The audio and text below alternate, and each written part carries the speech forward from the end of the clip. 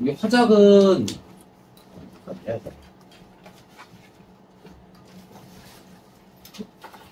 화작은 표지 보고 문제 표지 보면서 묻히는 유형 연습하는데 이렇게 자료 나오잖아 발표할 때. 그러면 이 자료를 기준으로 해서 문단이 잘라진다고 생각하고 딱 거기에 있는지 없는지를 보는 거예요. 거기 없으면 틀리는 겁니다. 갖고 뭐 예를 들어서 여기는 자료 1이잖아, 그치? 그러면 그냥 자료 1이 여기냐면 여기에요. 여기 자료 2고 여기는 1이니까 이만큼, 딱 요만큼 안에 있어야 돼. 그래서 구들장이라는 이름이 붙여진 이유 그랬는데 쭉 읽다 보니까 여기 자, 구들장과 닮아서 이 논을 구들장론이라고 부릅니다. 이렇게 있죠? 이런 식으로. 그 다음에 자료 2도 일반적인 논의 지리적인 입지 조건. 그럼 여기에 딱 4줄밖에 안 돼요. 그래서 일반적인 논, 그치? 여기에 평야지대에 조성됩니다. 이게 지리적인 입지 조건인 거고요. 이렇게 가면 여기는 2, 3을 활용했다 이렇게 돼 있지? 그럼 2, 3을 같이 쓰는 게 반드시 있어야 돼요. 근데 여기에요, 여기. 그럼 요만큼 있네요, 요만큼. 그러면 여기서는 일반적인 논에서 녹는상 짓기 어렵대. 청산도 비해서. 그러니까 얘는 아니고, 비에서는 우리가 항상 아니다로 생각하면 쉽다 했지? 이건 아니고, 얘는 어렵고. 근데 여기 보면 청산도가 논농사에 불리하대요. 그러니까 얘는 반대로 나왔지. 천상도가 더 어려워. 그래서 얘가 틀린 거, 반대로 나왔습니다. 이게 비해가 아니니까. 그래서 그냥 5번 이렇게 찍으면 가는 거야. 그러니까 국어는 항상 이게 이런 거 나오면 이건 아니에요, 반대예요 이런 식으로 생각하는 게 쉬워. 그렇게 하는 거고 이게 효용성? 효용성 어딘데?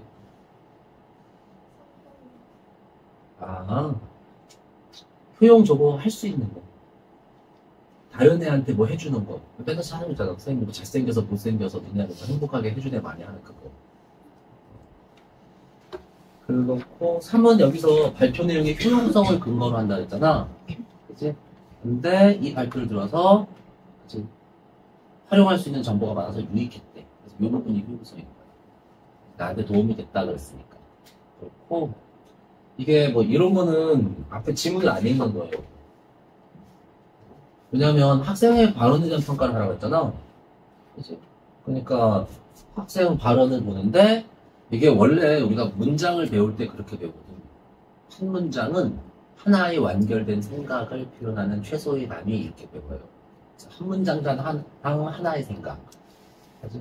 그래서 끝에 서술어 중심으로 그냥. 이렇게 설명했더니 믿음이 갔어. 그 다음에 뭐 지어도 한데 어쩌고저쩌고 이렇게 쭉 대충 읽고 설명하지 않아서 아쉬웠어. 이게 두 가지가 들어있는 거예요. 그러면 설명되지 않은 내용 언급한 거 아쉬워하는 건 여기 있지. 그 다음에 학생일을 읽었으니까 또 학생일을 찾아봐요. 이렇게 학생일 신뢰성을 판단하고 있다 그랬지. 그래서 믿음이 갔대. 믿음이니까 신뢰성이겠지 뭐. 그래서 이건 맞는 거야. 이런 식으로 이제 해나가다가 3번 보면 이렇게 됐다고 알고 있어. 내가 알고 있는 거니까 이거는 기존의 지식 그런 거고 이렇게 할 수 있어서 유익했대. 도움이 됐대요. 그래서 가치나 의의, 효용 이런 식으로 두 가지가 들어있고 그래서 학생 3 보면 효용성 그 다음에 긍정 됐고요. 여기서 신뢰성은 없고 여기서 3은 자신의 배경 지식은 요거지. 그치? 이렇게 되어 있는 거예요. 그러니까 사실 이거는 진짜 요령인데 이렇게 찍으면 다 맞는 건 아니고 한 80%? 뭐 이 정도는 맞는 거거든. 근데 봐봐 2는 하나, 둘, 3개 문장 들어있지. 그렇죠? 그래서 학생이 이걸 하고 있고요. 그 다음 학생이 이거 있고 얘는 지금 학생은 2개밖에 안 나온 거야. 문장은 3개인데 이런 건 괜찮아요. 근데 학생 3은 지금 2문장이야. 2개의 내용인데 학생 3이 하나, 둘, 3개나 나왔어. 이상하지? 그냥 이런 거 찍으면 이쯤에서 이제 그러면 학생 3이 답이 될 가능성이 높아요. 이런 건 이제 요령입니다. 이게 화작에서만 통해요. 화작은 문장의 정의를 그대로 쓴 다음에 문제를 출제하거든요. 학교생들은 안 그래. 학교생들은 안 그렇고 모의고 나서 그만. 그래서 이렇게만 읽으면 돼요. 이것도. 또 헷갈리거나 뭐 궁금한 거.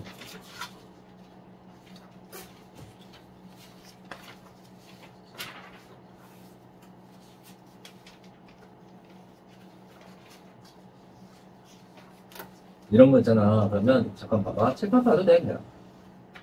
7번에 이런 거. 이게 이렇게 보기에다가 조건을 주잖아. 그러면 이런 거는 되게 금방 풀 수 있어요. 보면 3원단에서 말하고자 하는 바잖아. 그치? 이런 내용은 화작 쪽에서는요, 완벽하게 일치해야 되거든? 근데 나중에 이제 3학년 때 화작하면 참고하세요. 그러니까 3원단이 여긴데, 뭐 이렇대. 근데 여기도 중요한 건 첫 문장하고 끝 문장이에요. 안전하고 편리한 인증수단이고, 그래서 이것을 위해서 노력해야 된대. 이게 뭐냐면, 보호해야 돼. 정보 보호를 위해서, 이윤정한테 노력해야 됩니다. 그랬죠? 그러면, 자, 여기서 표제에 뭐가 들어가야 된다고? 정보 보호를 위해서 노력하재.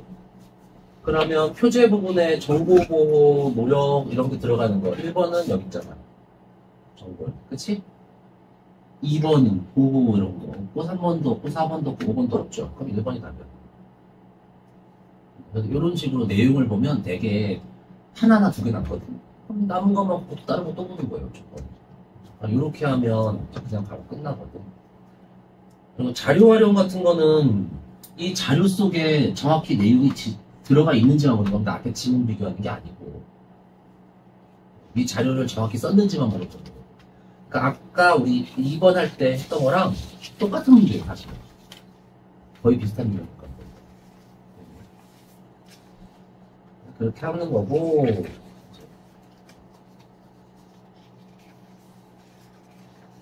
그리고 나서 봐봐, 고쳐 쓴 건데 이거 앞에랑 비교하는 거죠. 근데 이제 결과가 중요한 거라 결과 중심으로 보고 이것만 봐도 웬만큼은 줄일 수 있어요. 봐봐, 이런 거 삭제하는 건 어때는 여기 없고 앞에는 있는 거 찾는 거랑 앞이랑 이런 비교해야 되는 거지.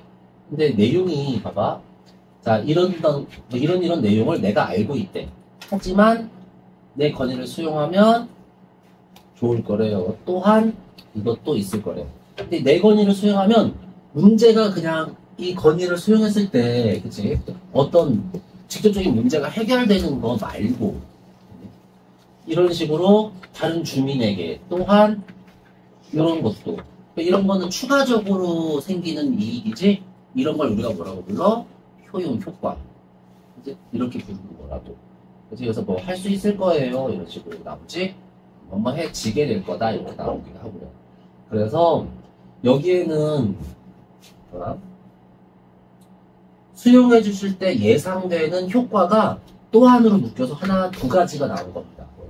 그럼 이 효과 외에 다른 건 없는 거죠. 그래서 이거 새로운 해결 방안은 나올 수가 없어요.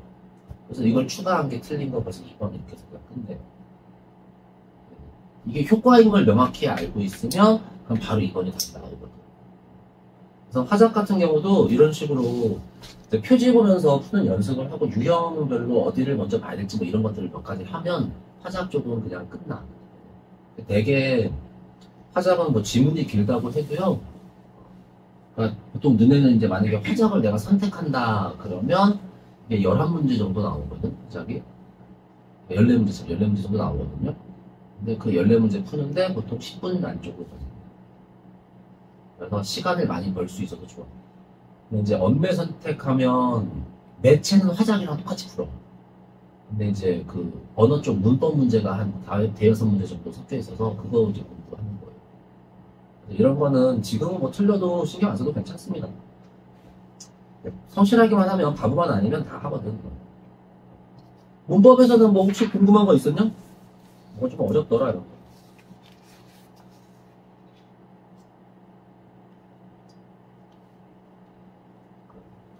없어요.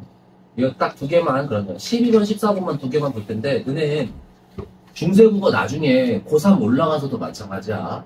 중세국어 문법 따로 공부하는 거 아닙니다. 기본은 현대국어 문법 공부하는 거예요. 현대국어 문법을 알면 풀고 아니면 못 풀고. 그리고 그 외에 나머지 중세국어 문법은 현대국어 문법이 끝나고 나면 추가로 더 해주면 더 편한 거고 아닌 말고예요, 사실. 모의고사도 그래.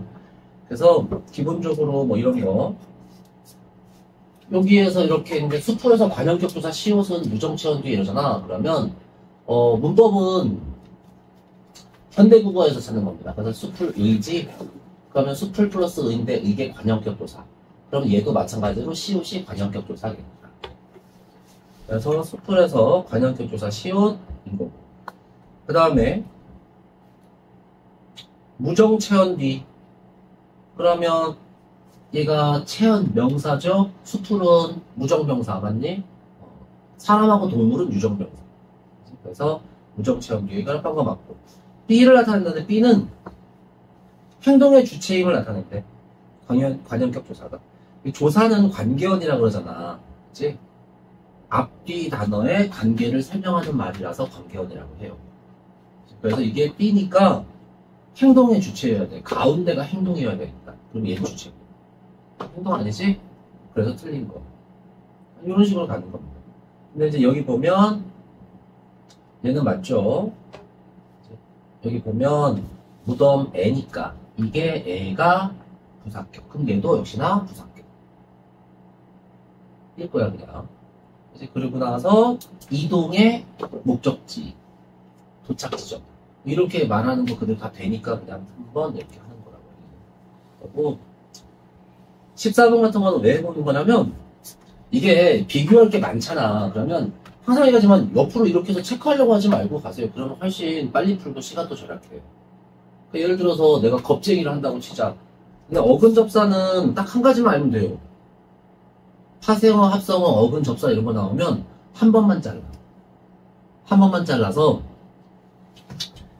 우리가 일상적으로 쓰는 단어는 어근, 안 쓰는 단어는 접사합니다. 그리고 거기서 이 다는 종결어미라 넣었다 뺐다 하는 겁니다. 이거는 어근 접사 어디에도 해당되지 않는 거. 어미고 이제 자유롭게 넣었다 뺐다 하는 거예요. 그러니까 이게 겁쟁이 같은 경우 겁하고 쟁이고 그치? 겁은 쓰고 쟁이는 안 쓰잖아 따로. 그러니까 이건 어근 접사지. 그럼 겁쟁이를 여기다 하는 거야 그냥. 쟁이가 뒤에 있죠? 접사가 예. 그 다음에 품사 원래 겁은 명사, 겁쟁이도 명사니까 동일하죠? 그럼 예. 그러면 이거 중에 하나예요. C에 들어가니까 그치? 만약에 그 상태에서 지우개를 한다고 치자. 그러면 바로 답 나와요. 아니면 내가 뭐 날고기를 했다고 칠까? 그러면 요 둘 중에 하나가 답이거든. 그러니까 이렇게 해서 한 두세 번 정도만 하면 끝나는 거거든. 모든 단어를 할 필요가 없어. 아무거나 내가 찍기 따라서 그냥 좀 빠르기도 하고 그거지. 그치, 주야? 그래서, 근데,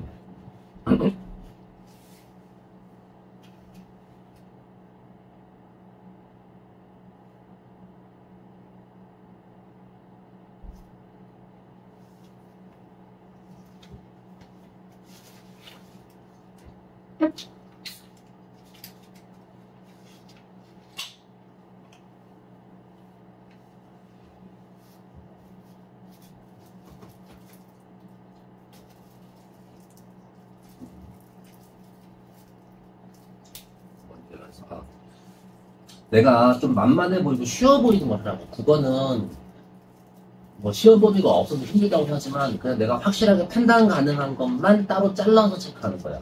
여기다가 이렇게 체크하려고 하면서 애매한 것까지 한꺼번에 생각하면 힘든 거고 이 체크할 생각을 버리고 이 중간중간에 내가 확실히 안다고 생각하는 것만 따로 체크를 해가면서 가다 보면 결국 답이 남거든.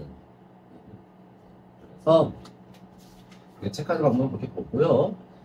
독서는 어떻게 푸는지 쭉 할 거니까 문학 쪽에서 혹시 뭐 궁금한 거 있었냐? 어렵거나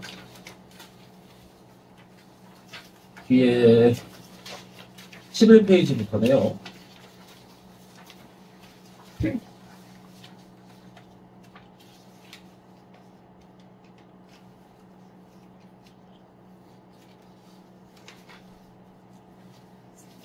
응. 지금 소설 같은 거 빨리 푸는 거 그냥 무조건 다 읽어야 돼.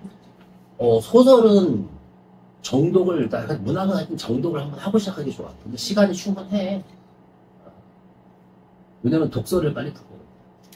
그리고 정독을 하더라도 문학도 그렇게 오래 안 걸려. 그러니까 뭐 예를 들어 지금 소설이잖아, 그치?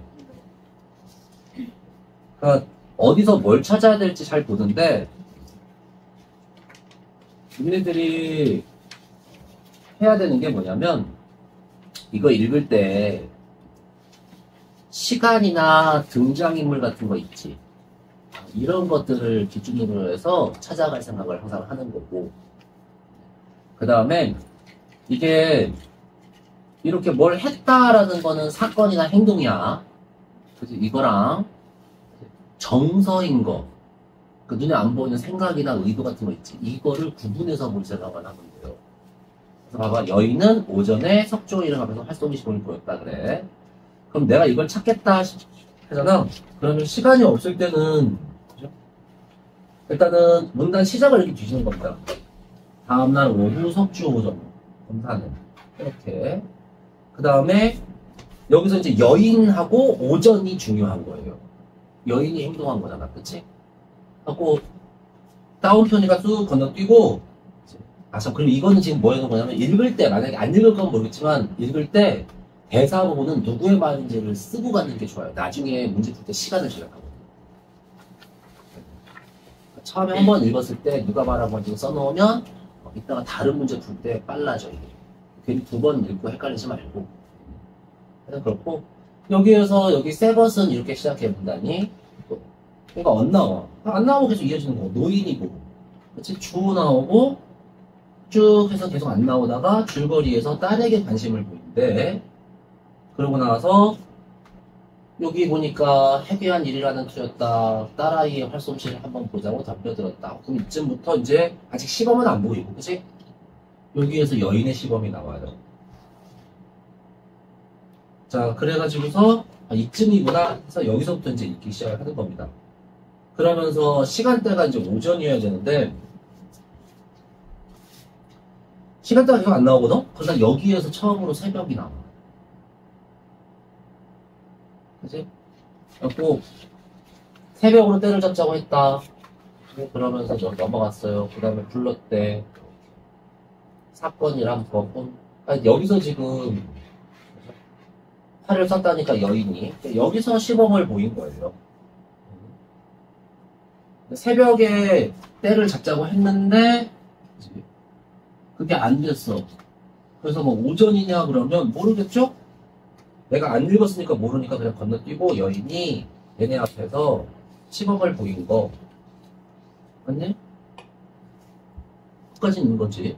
요거 오전은 확인 못 안 되고.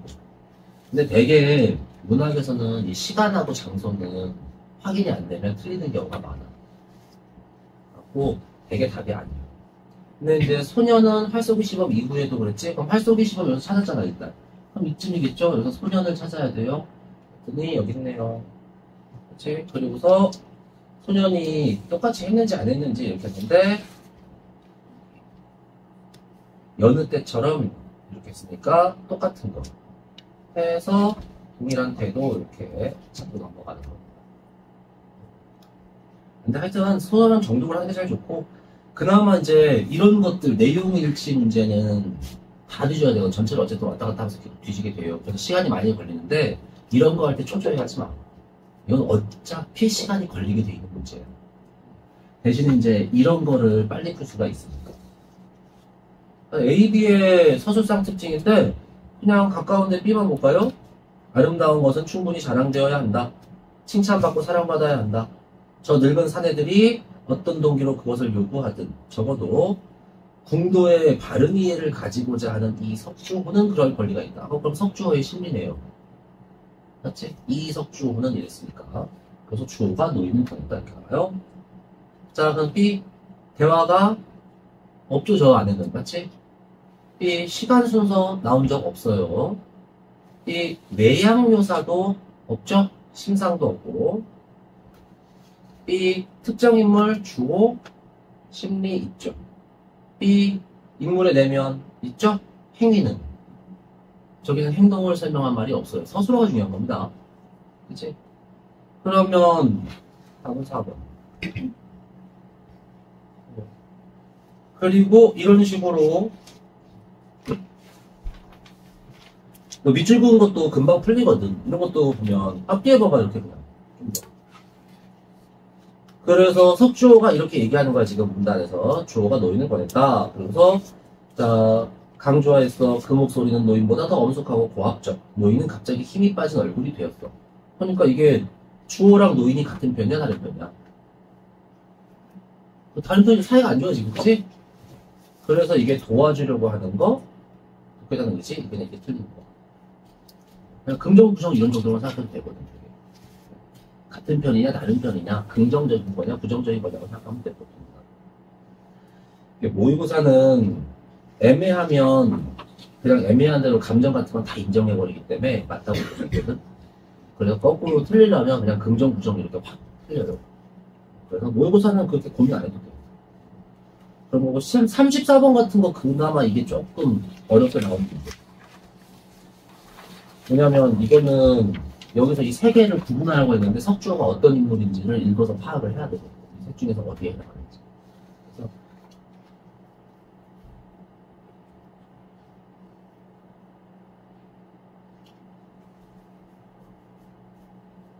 그래갖고 석주호가 여기 뭐 이런 거는 그럴 수 있어요. 근데 나머지 요거 승부를 가르기 위한 수단으로 바라보는 인물이면 석주호가 지금 두 번째 여기에 해당하는 인물이어야 되는데 지문에서 보면 이게 노인, 이거는 그 일행들, 나쁜 놈들, 그죠? 그리고 석주호는 중간. 이렇게 판단이 돼야 석주호가 틀렸다는 걸 아는 거라 이게 그나마 좀 이해를 하는 문제예요. 사실 여기서 시를 다시 작품을 이해해야 풀 수 있는 문제는 이거 하나 나왔어요. 그리고 시 같은 거는 이게 진짜 내가 시 보고서 어처구니 없어갖고 이번에 1, 2, 3학년 공통점이 작품을 다 이해하기 힘든 어려운 작품을 해놓고 문제는 단순하게 이해를 하려고 들으면 시간도 많이 걸리고 문제도 안 나오고 몰라도 돼. 그냥 대충 읽으면 되고요. 여기서 눈에 41번 같은 거 이게 진짜 어처구니 없게 봐봐. 우리 항상 요거는 읽었다고 치고 너네 읽었지 이거? 항상 보기 있는 거 요거 먼저 읽는 게 중요한 거예요. 나의 화자는요 매부한테 감사 편지 쓰려고 식모한테 고급 종이를 사오라고 시켰는데 식모가 무식해서 못 배워갖고 잘 못 알아들을 거야 뭔지를. 다른 걸 사왔어 엉뚱하게. 그래갖고 거기에서 자기의 속물성 확인하고 부정적인 모습 인식하고 뭐 자기의 나쁜 점 성찰하고 뭐 이렇게 한 겁니다 그냥. 근데 이제 여기 보세요. 성시보도 읽었다고 치고 성시보가 족보야. 보통 여기 봐봐. 족보라는 인습을 부정하려는 화자의 모습 이렇게 해서 근거랑 해석이 있으면 수능 문제들은 저 보기랑 이 해석이랑 맞는지만 쭉 비교해봐도 웬만큼은 풀려. 근데 이제 이게 다 나와 있거든? 그러면 이제 이거랑 연결을 시켜야 되거든요. 할 때 짝을 짓는 거예요. 이런 식으로 이게 비슷해. 그러면 성시보가 필요치 않으면 족보도 부정하는 거야. 그치? 필요치 않으니까 부정하는 거야. 족보는 이퀄 인습이라고 불렀는데 족보가 인습이냐는 여기 나와요. 족보를 부정하면 인습과 인습에 근거한 욕망을 거부한 거. 이거를 부정하면 동그라미를 거부한 거. 맞죠? 그래서 족보는 인습 또는 인습에 근거한 이기적 욕망 이렇게 해석이 되는 겁니다. 근데 이렇게 푸는 방식이 우리가 독서할 때 써먹어야 되는 거거든요. 이게 이렇게 분석을 해놓고 그러고서 마지막으로 주체대상 항상 중요하지. 이게 화자의 모습이래. 그러면 이 필요치 않다는 것도 누구의 말이나 행동이어야 돼. 화자의 말이나 행동인지 확인하는 겁니다, 그냥. 그래서 이런 식으로 짝을 짓는데, 만약에, 여기 얘처럼요. 여기 이렇게 했는데, 아까 얘는 족보, 성시보 이 두 가지가 짝이 잘 지어졌으니까 쉽게 간 거거든. 이런 건 없잖아, 그치? 없으면, 여기 이거하고 이제 이 부정적인 모습을 성찰하는 거 이거 끝에서 끝으로 먼저 연결시켜요. 이러저러한 뭐에서 이러저러한 뭐 A에서 저러저러한 무엇을 발견합니다. 이런 식으로 해석한단 말이야. 그러니까 A에서 무엇이 나타난다. 이게 해석의 기본인 거예요. 그래서 끝에서 끝으로 연결을 하는 거지. 그래서 미룡인찰지 사오는 거 부정적인 모습 성찰은 우리 좀 전에 읽었지? 미룡인찰지 사오는 요 사건 가지고 이제 자기 부정적인 모습 성찰했다고 봤니? 미룡인찰지를 통하는데 여기에서 이제 중요한 건 그러고서 부정적인 모습 자기예요. 그럼 여기에서 자기의 모습을 성찰하는데 근데 여기 사올 수밖에 없는 건 누구야? 이제 이게 자기 거면 사올 수밖에 없는 것도 누구야 돼? 자기여야죠. 그치? 이 행동. 그치? 처지, 이 상황. 이게 자기 거예요. 근데 우리 식모가 사온 거잖아. 그래서 주체 대상이 바뀌어가지고 이게 되는 거예요. 그러니까 다르게 해석해서 문제를 볼 수도 있는데 결국은 그 해석이 맞고 틀리고 하는 것도 얘가 틀려서 그럴 거야. 그러니까 만약에 여기 미롱인찰지 이렇게 하면 미롱인찰지 결국은 내 손에 들어온 물건이니까 그건 상관없어요. 내가 그걸 보고서 여기 그치? 이걸 내가 보고서 그 다음에 내 모습을 성찰했다. 내가 봤으니까 넌 내 거니까 나를 성찰하는 건 상관이 없는 거야. 근데 사올 수밖에 없었다라고 행동을 써줬잖아. 이 행동의 주체랑 요거의 주체랑 이것도 맞아야 되는 거지. 왜냐면 얘랑 연결을 먼저 시켰으니까. 알겠네? 하고 이게 보기 나오고 하는 문제들은 이런 식으로 풀어가는 거구나 라는 생각을 항상 해줘야 돼요. 뭐 그렇고 문학에서 근데 뭐 궁금하거나 이런 거 없냐? 이건 되게 어려웠다 봐. 없어요?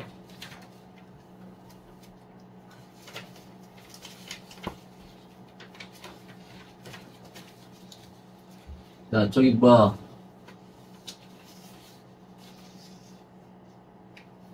시간 모자란 사람 몇 집은이야? 그 연락가 가는 하나? 몇 집은 모자란 몇 집은 못 풀었어? 대충 좀 어? 보다 좀 그 문법 빼니까 딱 올렸어요. 그래.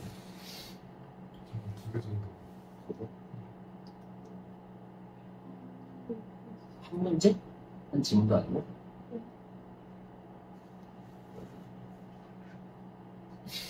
왜? 아니 어. 말하지 마. 아, 참, 넌 얘기했지, 아까.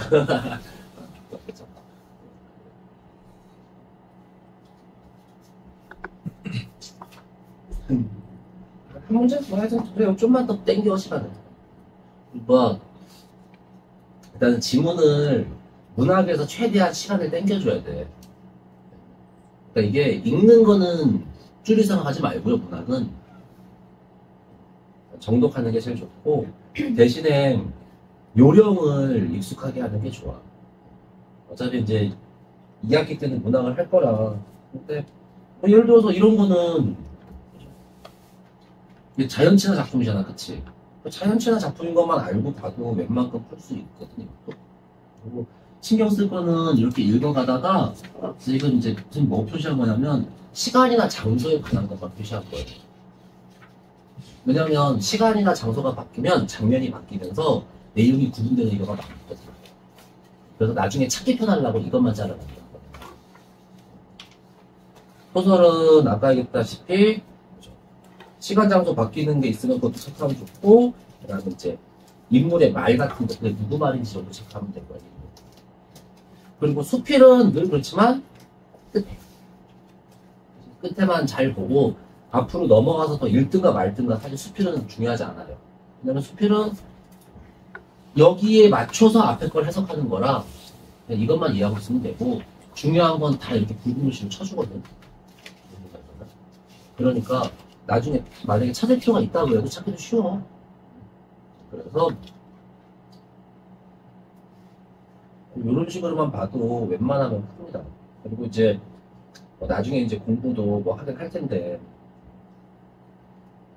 천정기 그러면 이제 기라는 게 뭔지 알면 더 조금 더 쉬워지는 거죠.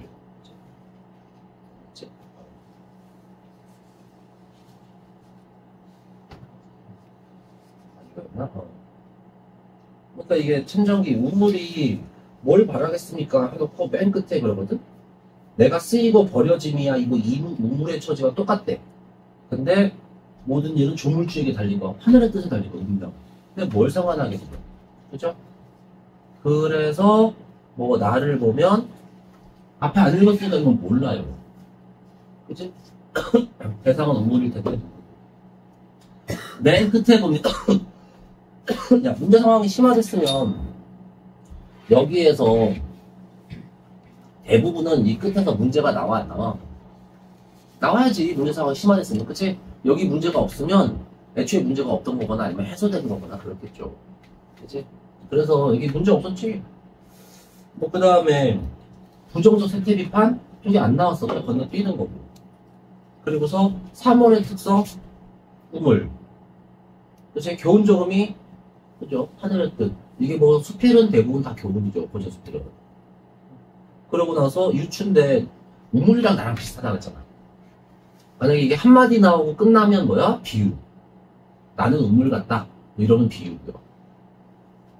얘처럼 이렇게 길게 쓰기 시작하면 그치? 그럼 뭐라고? 유추라고. 그치? 유추는 서로 다른 두 개, 서로 종류가 다른 두 개를 비슷하다고 말한 다음에 공통점까지 언급을 하는 거야. 그러면 당연히 문장이 두 문장 이상 될 거 아니야. 그치? 그럼 그냥 유추거든. 그래서 유추도 있고. 어차피 이거 앞에 이거는 금방 나오죠. 심상 나오고, 자연 있고, 계절감, 봄이고. 그치? 그래서 이런 식으로 대충 봐도 문제가 금방금방 풀려요. 이거는 뭐 대상 우물인데 비판한 거 아니잖아. 그치? 나랑 우물이랑 비슷하다 그랬어요. 해갖고, 문학도 이런 식으로 연습을 하면 금방 풀어. 천천히 다 읽어두시면, 오케이? 천천히 정독을 다 해도 금방 풉니다. 보통 문학이 15문제 정도 나올 텐데, 시간이 20분이 안 걸려. 정독을 해도 그래, 원래. 그러니까 유일하게 계속 어려웠고 헷갈리는 건 독서야. 자, 그럼 독서나 우리 볼까요? 따로 질문할 거 있나? 있나요?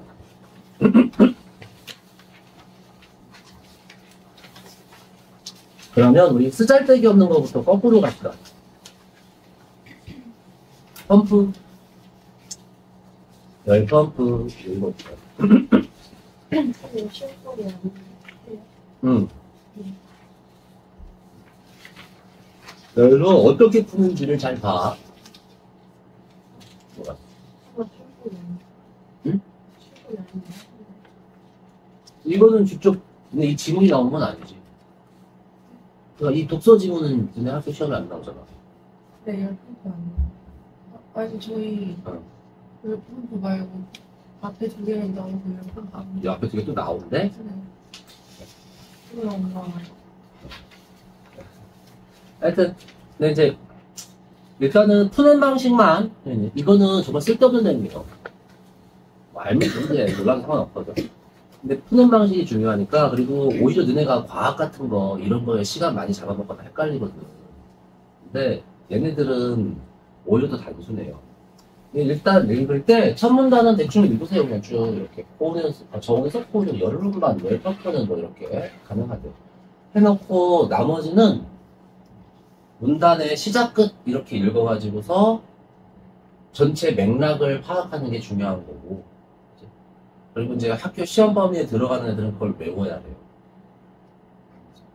이게 어떤 문단이 어떤 순서로 나왔는지를 외우는 게 제일 중요한 겁니다.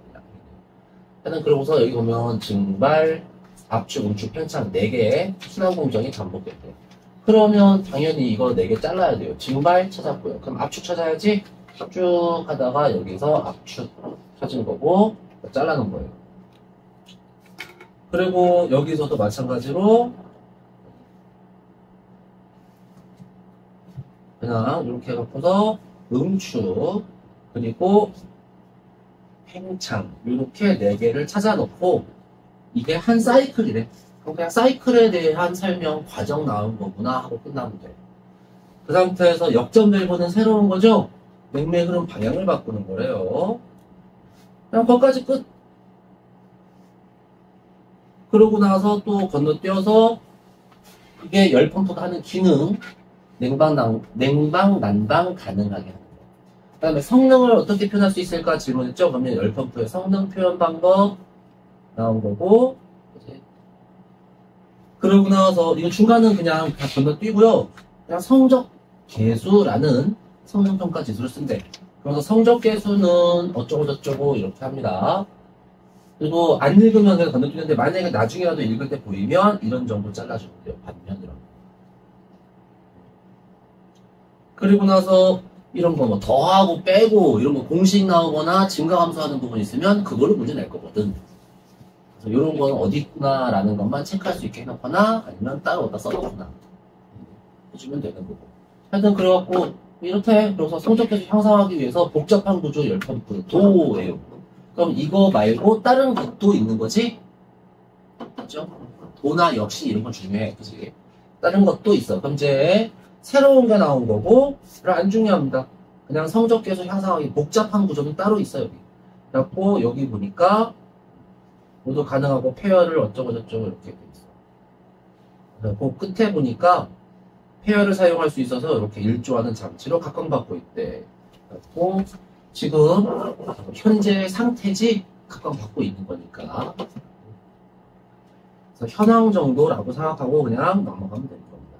그 상태에서 자 열기관, 열펌프 모두 외부 열을 방출.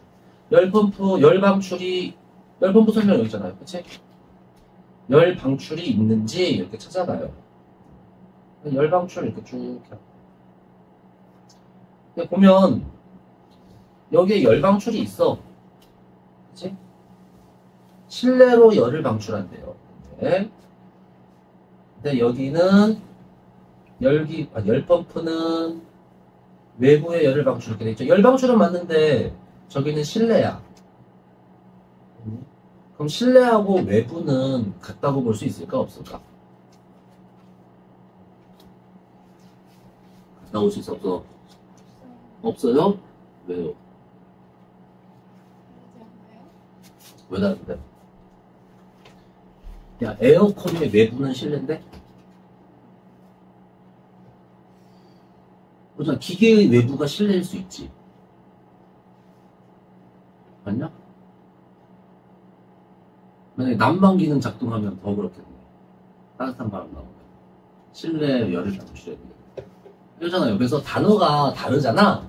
이게 너네가 이해를 하는 거를 노리는 거예요. 대충 이해하는 거 노리는 거예요. 일부러. 그러니까 정확하게 이해하든가 아니면 단어가 사전적으로 같은 뜻인지 다른 뜻인지 정도까지만 생각을 하는 거야. 그래서 이거 뭐 애매한 거에 넘어가도 됩니다. 이게. 근데 나머지가 확실히 틀렸어. 열기관도 이게 중간에 있어 찾기 힘들거든? 시간 많이 걸릴 것 같으면 일단 건너뛰어 내가 못 찾았습니다. 근데 열펌프의 냉매, 순환공정, 고체 형태. 순환공정이 어딘지는 알잖아. 그래서 여기죠? 그래서 냉매, 고체로 이렇게 하는데 여기 쫙 있다 보니까 냉매는 액체가 된대요. 순환공정에. 맞네? 고체라는 단어는 없고요. 그러면 2번 틀린 거지? 3번에 성적 계수 향상하기 위해서 그러면 여기 쪽에서 찾아야겠네요. 그치? 그래서 화석연료를 사용하는 것이 필요하다 그랬는데 화석연료 얘기가 이게 안 나와요. 그 다음에 향상도 없어요. 그냥 성적 계수까지만 나와. 그 다음에 4번에 폐열은 열펌프. 폐열은 아까 여기 있었죠? 사용하기에 적절하지 않다. 저온인지 고온인지는 안 나와 여기도. 근데 그냥 사용할 수 있다고만 나왔어요. 그치? 그러니까 폐열은 사용하기 적절하지 않다. 적절하다. 이렇게 고체가 아니고. 그 다음에 5번 같은 것도 안 나옵니다. 이 합 자체가 안 나와요. 근데 이제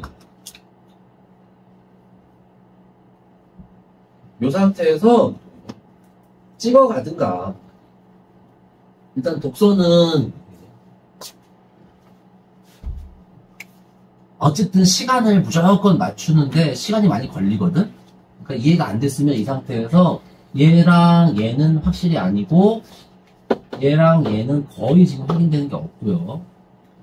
그리고 나서 얘 정도만 있으니까 그냥 이걸 찍든가 이렇게 하는 거예요. 제일 체크가 많은 비율로 된 거. 그런 거고. 이제 뭐 과학 조금 이해하면, 그지? 들어온 에너지, 전체 에너지보다 나가는 에너지가 클 수 있냐? 그쵸. 말도 안 되는 거고. 그래서 이런 건 틀렸다고 생각하는 겁니다. 그래서 대충 이런 식으로 하는데 이게 이제 에너지 보존 법칙 때문에 나온 거지. 그리고 이런 거 할 때 문학이랑 똑같은 게 이게 제일 짜증나요. 오래 걸리고 풀기도 싫어요. 오히려 28번, 29번 같은 건 쉽거든. 30번도 쉬면 이렇게 그냥 기억 니은에 대한 이해를 들면 기억 여기 열효율 그치? 수행한 일은 열의 양보다 그치? 크지 않다 이렇게 봐. 제일 간단하게 수행한 일은 아이고 씨. 자 그러면 이건 저 수행한 일을 수행 이렇게 있죠. 그 다음에 열의 받은 열의 양 여기 열 이렇게 받은 열의 양 해놓고 이 일은 크지 않다. 열을 받아서 일을 수행하고 나머지는 방출해. 나머지도 있어요. 그러면 당연히 얘는 크지 않겠지. 그리고 나서 지금 고온의 열원에서 받은 열 했는데 이게 열이 고온의 열원에서 받은 거 이렇게 해서 확인되면 그것까지 체크하면 되고 되겠네. 그리고 여기다가 그대로 수행한 일은 받은 열의 양보다 크지 않다. 그 다음에 받은 열은 고온의 열원에서 받은 열 이런 식으로 보이는 대로 체크를 하고 넘어가는 거야. 안 되면 막 건너뛰고. 그리고 이것도 COPH, COPC니까 그냥 이 두 개가 같이 나온 데가 있어야 돼. 여기서부터 쭉 이렇게 보다 보니까 반면이고 잘라졌지? 그래서 같이 나온 건 여기다. 그러면 H는 C 플러스 1이니까. 그래서 얘가 커지면 이 둘은 무슨 관계? 비례 관계. 맞니? 그래가지고서 2번 맞고. 그리고 3번에 H는 큰 값을 갖지 않는 경우가 있다? 야, 미친 거지. 여기다 1 더하는 게 H인데. 그럼 무조건 COPH. C보다 1 크죠? 그래서 3번 나왔으니까 막 건너뛰고 가도 괜찮아. 이게 답이 되는 건 확실하거든. 그리고 29번도 그림 나오면 이 그림을 오히려 헷갈리라고 실수하라고 그려주는 경우가 많아요. 우리는 그냥 글씨만 중요한 거예요. 그림에서 우리가 쓰는 건 화살표밖에 없어. 그래갖고 1번 B를 통해서 냉매의 흐름을 갖고 B가 뭐야? 역전밸브죠? 그래서 역전밸브 문단 여기고요. 냉매 흐름 방향 바꾸는 거 나오지? 그리고서 뒤에 뭐라고 나왔냐면 압축기는 냉매의 온도를 높이는 역할. 근데 여기에 문단에가 지금 뭐야? 역전밸브야. 역전밸브 딴 데 있어 없어? 없었지 아까. 그치? 시작 쭉 훑어왔을 때. 그럼 여기에 무조건 압축기가 있어야 돼요. 없지? 그렇죠? 그러면 건너뛰든가, 왜냐면 맞을 수 있으니까 그냥 건너뛰든가, 아니면 압축기가 나왔던 데가 있었잖아, 앞으로 여기. 압축기는 여기 있잖아요. 그래서 압축기 들어가서 압축되면 높은 온도. 그럼 여기 안 나왔으니까 그냥 여기서 판단하면 되는 거야. 맞니? 해서 1번은 맞는 거거든? 예, B는 냉매의 흐름을 방향을 바꾸는 거고요. 압축기는 냉매의 온도를 높이는 역할을 하고요. 그치? 중요한 게 이거 내신할 때도 마찬가지입니다. 이게 뭐뭐 해도 또는 뭐뭐 하여서 뭐뭐를 통해 이런 거 있지. 이건 나중에 따로 하는 거예요. 처음부터 이걸 생각하면서 가니까 자꾸 어려워지는 거예요. 이거는 답안 나올 때 따로. 무슨 말인지 알겠죠? 그리고 특히나 바꾸어도는 무슨 뜻이야? 효주야, 바꾸어도가 뭐요? 뭐뭐 해도 뭐야? 그래, 양보절이야. 그치, 양보인이죠? 효주야, 효주야, 잠깐만. 지효야. 네? 왜 이렇게 졸려? 야, 양보는 어떻게, 양보는 어떻게? 양보 나오면 우리 어떻게 해야 돼? 양보의 구조라. 양보의 의미. 양보가 뭔데? 영어로밖에 못 찍었는데. 아씨, 영어로 알아? 난 영어를 모르는데. 영어는 뭐야? 아니, 영어 접속사라는 게 모르겠어. 양보 접속사가 뭐야? 나 궁금해서 물어보는 거야, 진짜로. 아, 왠지 기억이 나는 것 같다, 새록새록. 네. 하여튼, 가끔 이런 거, 해도, 하더라도, 일지라도 뭐 이런 건데, 우리한테 중요한 거는, 이거 양보라고 부르는 이유가 뭐였어? 윤서야, 네? 양보라고 불리는 이유가 뭐요?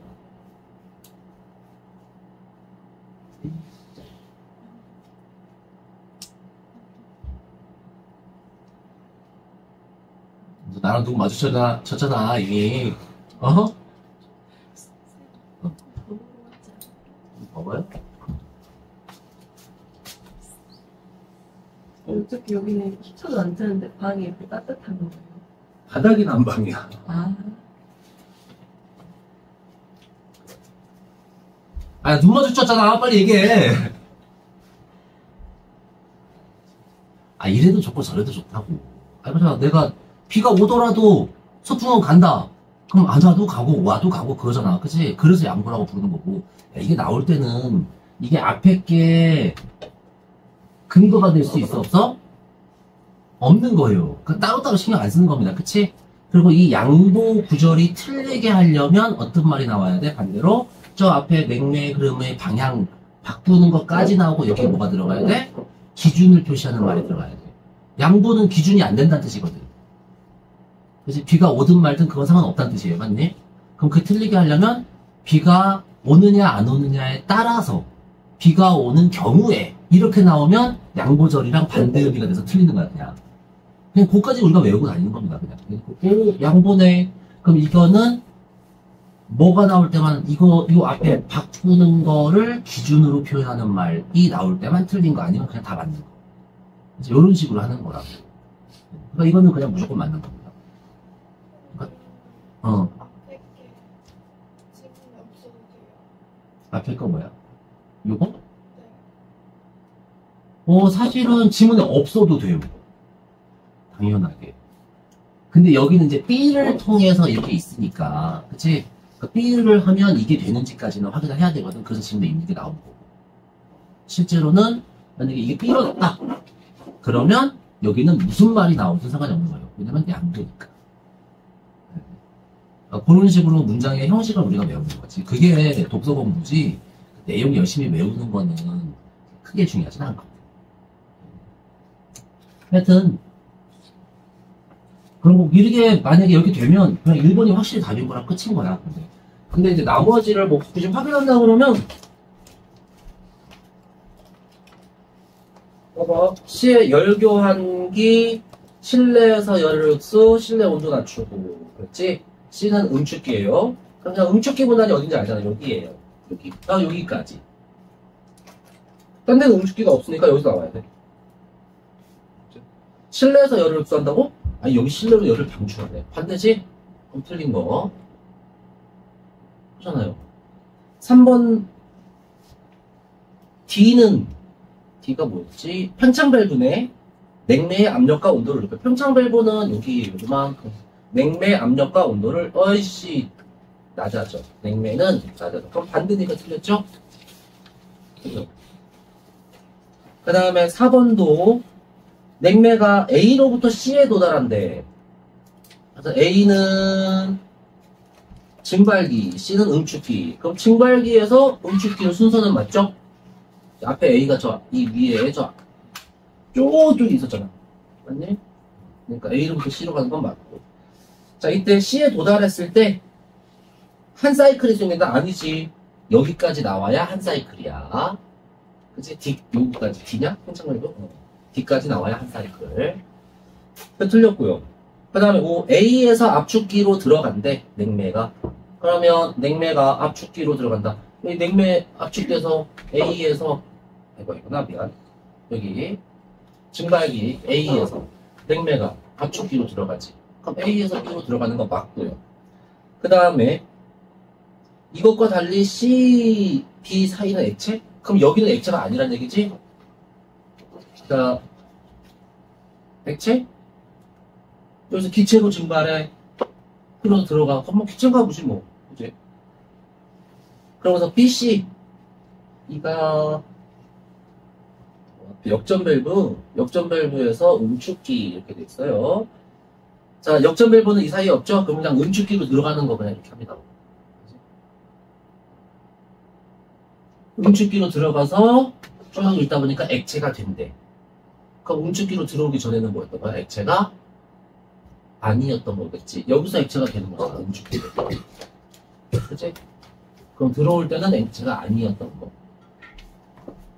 그래, 안 그래, 주야. 그치? 야, 내가 차은우가 된다 그러면 나는 차은우야 아니야? 아니란 얘기인 거라고. 그치? 그 문학할 때도 그렇고, 독서도 할 때도 그렇고. 그죠?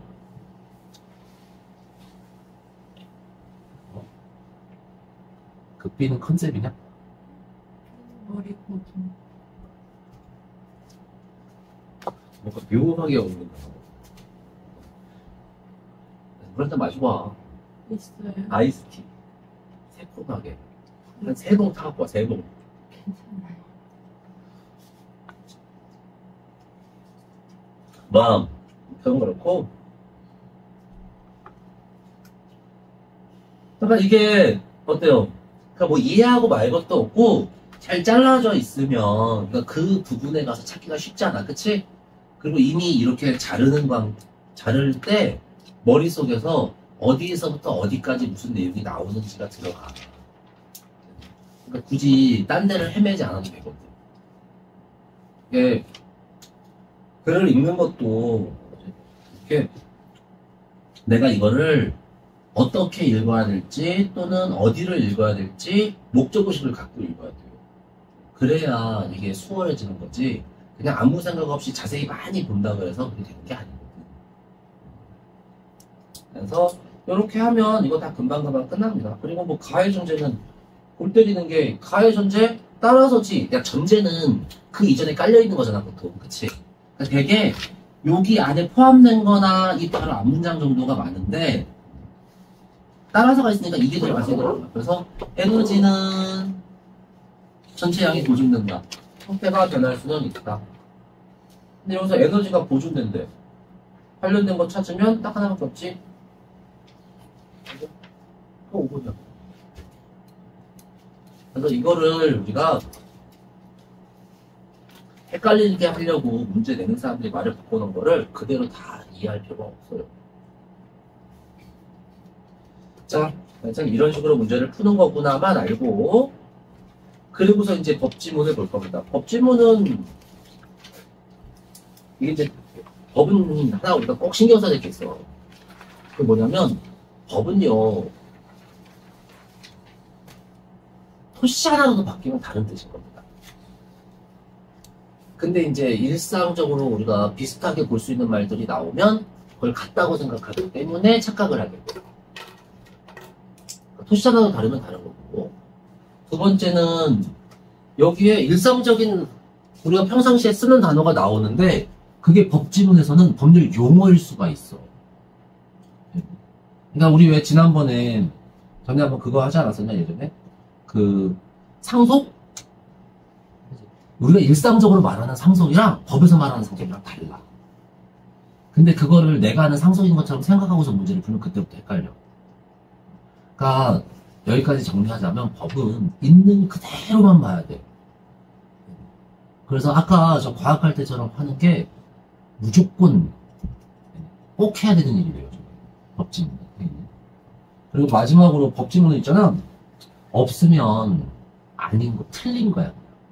왜 우리 성문법이라고 하잖아. 법은 그렇지 않냐?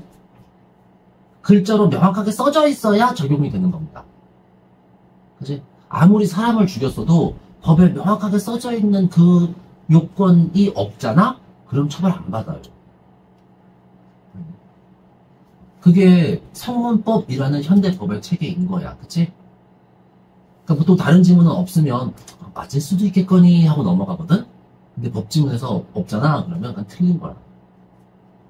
근데 이제 그거 혹시 이게 다른 상황이 있지 않을까? 뭐 이렇게 생각하기 시작하면 그때부터 꼬여. 여기네. 그러니까 법지문은 법지문대로 이게 감이 생기려면 법지문들만 여러 개를 놓고 쭉 풀어야 돼요. 그래야지 감이 생겨서 나중에 괜히 실수하거나 이상한 생각이 안 들어. 나중에 우리 시간 되면 법지문들만 한번 쭉 묶어서 풀어볼 건데 일단은 그렇다고. 그래서 여기도 보면 자 우리 법에서는 이런 거를 이렇게 한대데 진짜 이 새끼들이 문제를 지문을 헷갈리게 하려고 이상하게 문장을 만들었다. 그냥 개인 간의 관계를 규율하는 법이 사법이고, 그치? 사법이고, 우리 법에서는 사법상 자신의 권리를 주장하거나 뭐 이렇게 쭉 써주면 편할 텐데 이렇게 써주는 거 되게 헷갈리게. 참고로 그냥 알아놓으세요. 이거 발음할 때도 사법 이렇게 발음하면 그거는 법을 행사하는 거, 재판받고 이런 거고, 이런 거는 개인 간의 관계에 관련된 법이잖아. 법들 중에 한 종류지? 그럼 사법 이렇게 발음하는 거예요. 그래서 사법상 자신의 권리를 주장하거나 분쟁 해결하기 위해서 재판을 받을 수 있는 권리를 보장한대. 민사소송은 이런 것이래. 민사소송의 개념 나왔고 소송 당사자가 소장할 전초가 시작된대. 민사소송은 일정한 절차에 따라 진행된대. 소송 과정에서 비용이 발생한대. 이 비용은 소송 비용이라 한대. 개념 나왔고요. 과도한 소송 제기 등을 막기 위해서 그렇게 하죠. 여기까지 같이 쓰셔야 되겠는데 개념적인 좀 나열한 거잖아. 이거 읽어봐야 머릿속에 안 들어옵니다. 대충 어떤 게 있는지만 짧게 이렇게 넘어가고 핵심은 여기라고 그랬죠. 첫 문단의 끝부분.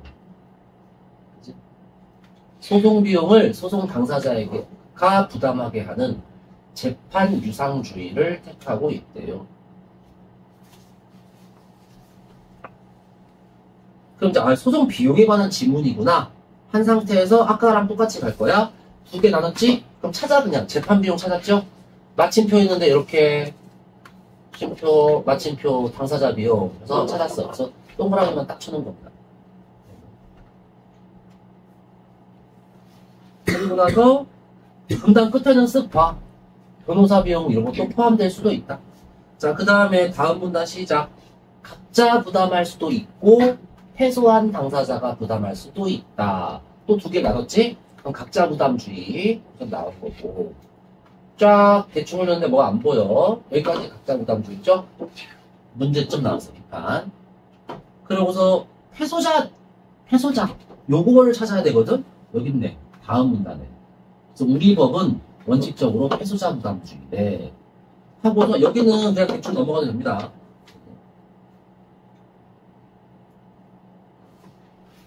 좀 대충 넘어가고 그러나 끝에서 다시 보니까 어때? 부작용이 있대. 패소자 부담주의도 부작용. 그 다음에 마지막 문단 이러한 부작용은 특히 공익소송에서 두드러진대요. 그러니까 이러한 부작용 앞에 니은의 부작용이지? 그죠? 그거에 대해서 한 문단이 더 나왔어. 그럼 이제 부연 설명하는 문단이 된 거야 이게. 부연 문단이고 뭐가 나오는지는 모르겠는데 결론은 이렇대요. 문제까지도 앞에 이 위에 문단에 문제가 하나 있었는데 그거에다가 추가로 또 다른 문제까지 언급될 거야. 그러고서 패소자 부담표에서 끝났지? 그럼 이걸 합쳐서 종합하는 문단은 있어 없어? 없어. 정리 문단이 없어요 지금. 그거까지 해놓고 그러고서는 봐봐 인지대 재판 비용에 그럼 재판 비용을 이렇게 받잖아. 그치? 여기 재판 비용 그럼 인지대가 들어가나? 있네요. 그래서 인지대에 재판 비용이 포함되는 거. 인지대에는 재판 비용이 포함되는 거 맞고요. 소송 비용 중에서 그렇죠 소송 비용이지? 맞니? 이렇게 보고, 그 다음에 소송 비용 중에서 이렇게 받고. 그치, 지호야? 우리 같이 체크해볼까, 이렇게? 체크를 이렇게 해봐, 이렇게. 인지되는 재판 비용에 포함된다까지 해놓고, 그 다음에, 그럼 소송 비용 중에서 해당되는 건가? 그러면, 뭐, 애매한 거 넘어가면 돼. 항상. 그런 거 맞으면, 눈에 보이거나 하면 그냥 체크하면 됩니다. 이렇게 넘어갑니다. 그럼 이제 여기도 변호사 비용은, 그치? 등 당사자 비용을 포함한다. 그럼 변호사 비용, 당사자 비용 이렇게 되는데, 당사자 비용 여기에, 그치? 자, 변호사 비용이 들어가야 돼요. 여기 있죠? 있고요. 그리고 포함한다고 그랬어. 그러니까 이제 아까는 이제 대충 넘어갔는데 원래 포함한다고 그러면 뭐예요? 누가 큰 거고 누가 작은 건지 구분을 해줘야 돼요. 자, 변호사 비용이 포함되는 겁니다. 그치? 얘는 포함되는 거, 작은 거예요. 근데 여기는 변호사 비용이 당사자 비용을 포함한대. 그러니까 주체 대상에서, 그치? 주어하고 객체를 바꿔서 놓은 거지. 그래서 이게 틀린 거. 그러니까 늘 똑같아. 누가 무엇을 이런 거 나오면 그거 순서 바뀌면 틀리거든? 근데 정말 제일 흔하게 하는 짓거리가 이거예요. 문장 길게 써놓고 사실은 이런 거 바꿔놓는 거지. 이게 항상 뭐 내가 이제 보면 습관적으로 누가 무엇을 이런 거 확인하는 게 습관이 돼 있으면 여기서 끝나요. 아니면 밑에까지 다 보게 되는 거고.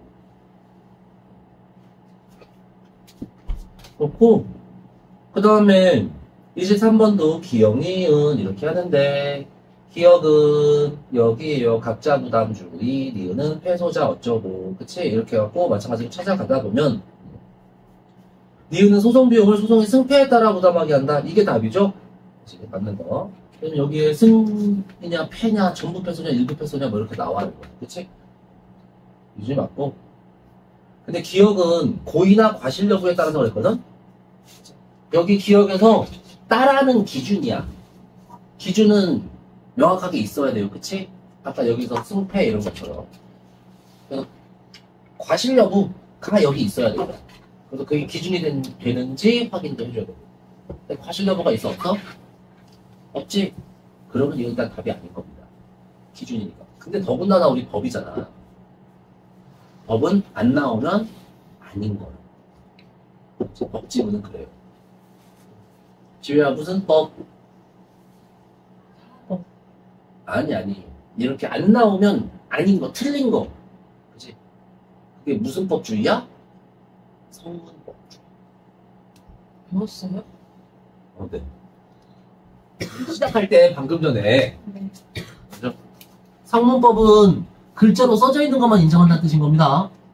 그래서 여기서 안 나온 건 아닌 거예요. 무조건 틀린 겁니다. 오케이? 이게 현대국가의 모든 법들은 성문법이야. 성문법.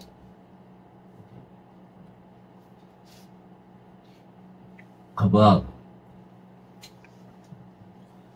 참고인데 성문법 아닌 건 관습법이 있어요. 내신에 나온다니까 알려주는 거예요. 지금 쓴다니까. 관습법은 성문화되지 않고 사람들이 통념상 법이나 규칙처럼 인정하는 거를 우리가 관습법이라고 하거든. 근데 이 관습법을 적극적으로 인정하는 법 체계가 있어요. 그게 약간 융통성 있는 영미법 체계에선 그래. 그러니까 영국, 미국 쪽 그리고 거기서 배워가지고 이렇게 만든 법 체계들은 되게 관습법도 널리 인정하는 편이야. 얘네들은 조금 이렇게 좋게 말하면 실용적이고 나쁘게 말하면 좋게 말하면 실용적으로 융통성 있는 거고 나쁘게 말하면 약간 지 멋대로거든. 그래갖고 예를 들어서 영미법에서는 재판장이 이렇게 있고 여기 배심원들 있잖아. 그 배심원들이 판결을 결정해요. 유죄 무죄. 재판장이 뭐 하는. 그리고 재판장이 쓱 보다가 너 마음에 안 들어. 그러면 벌금. 근데 이렇게 딱 보다가 똑같이 과속했거든? 근데 어휴 겸손한 게 참 좋네요. 한번 반성하세요. 그럼 보내줘. 이게 돼. 영미법에서는. 근데 이제 우리나라는 대륙법 체계. 프랑스, 독일 쪽에서 유래한 법 체계거든요. 이쪽은 깐깐해. 원칙적이에요. 좀. 그래갖고 이런 데서는 관습법을 인정 안 합니다. 그래서 재판관의 재량권도 작아. 좀 그래요. 그럼 그렇고 뭐 문제에서 조금 얘기가 샜는데 그래갖고 여기 없으면 1번은 틀리고 이렇게 되는 거라고 그냥 되어있네. 그렇고요. 24번 가해 이유 아까랑 비슷해요. 가해 이유 이렇게 우리 법에서는 소송 비용 어쩌고저쩌고 하는데 근데 이게 가까운데 80% 있고 아니면 어디 이 소송 비용 재판 유상주의 이런 단어들은 일상적인 용어가 아니지 이 지문에서 사용하는 특정한 개념이에요. 그럼 이 개념 정의를 찾거나 아니면 자 이게 중요한 중심 문장이라고 치자. 그럼 이 중심 문장에 대해서 설명을 쫙 한 다음에 마지막에 정리 문단이 있었으면 거기서 이 중심 문장을 정리를 해줄 거거든. 그러니까 세분의 1 건너뛰고 같은 중심 내용을 찾아가는 거. 그렇게 가거나 할 거야, 그것도. 근데 얘는 일단 가까운 데서부터 보는데 여기 막히 위에서 있잖아. 그럼 이게 목적, 이유 이렇게 봐도 되는 거 아니야? 그래갖고 과도한 소송 제기를 막으려고 이렇게 그게 답이에요, 그냥. 과도한 소송 제기를 막으려고. 그래서 답되는 거 뭐밖에 없어. 맞지? 아이씨. 과도한 소송 제기를 막으려고. 그냥 이거라고 생각하고. 비슷한 거. 그래서 문제 푸는 건데. 하는 거고. 학교에서는 이런 문제를 낼 때 더 헷갈리게 쓰거든. 그러면 우리는 어디에 집중하냐면 그 문장에서도 서술어 부분에 집중. 왜냐면 그럴듯하게 맞는 거 두 개를 써놔. 근데 좀 더 맞는 게 있고 덜 맞는 게 있는 거야. 학교에서. 그럴 때는 서술어에 집중. 하여튼 그런 건 없고 25번은 이거는 그나마 여기서 조금 어려운데 여기에 앞에 사례가 나오고 그 다음에 여기 거기에 대한 해석이 나오는데 자, 이 책임을 묻기 위해서 무과실 책임주의를 따른 거 이렇게 돼 있죠. 그치? 그러니까 이 두 개가 연결이 되는지만 우선 보는 거예요. 무과실 책임주의를 여기 찾아보면 여기 들어가 있습니다. 그래갖고 소송이 제기된 상황, 책임을 묻기 위해 여기 소송이 제기된 상황, 책임 부과함 여기까지 맞고 그 다음에 이제 앞에 사례랑 연결할 때는 이렇게 가야 됩니다. 너네 원숭이 똥꼬를 생각하면 돼. 꼬리에 꼬리를 보고 가는 거. 자, 여기에 지문이 있고요. 여기에 보기가 있고요. 여기에 선택지가 있어요. 이렇게. 그러면 선택지에서 무엇은 무엇이다 이렇게 연결이 되잖아. 그치? 내가 B를 여기서 지문에서 찾았다고 칩시다. 얘는. 그래서 여기 쭉 가다가 여기 A가 나오면 딱 좋은데 이게 안 나오잖아. 그치? 그럼 여기 앞에 뭐가 있는지 봐. 여기에 뭐 X가 있다고 치잖아. 그럼 보기에 뭐가 들어가야 돼? A랑 X랑 연결된 문장이 있어야 되는 거야, 그냥. 그치? 그렇게 생각하고 가는 거거든. 일단은 여기까지는 됐고, 저 사례가 이동권 침해받았다고 본 것, 이렇게 하거든? 이동권 침해? 비슷한 말 전혀 없죠? 그냥 여기서는 뭐만 나왔어? 이거야, 이거. 전부 패소하면 전부 부담, 일부 패소하면 일부 부담. 맞죠?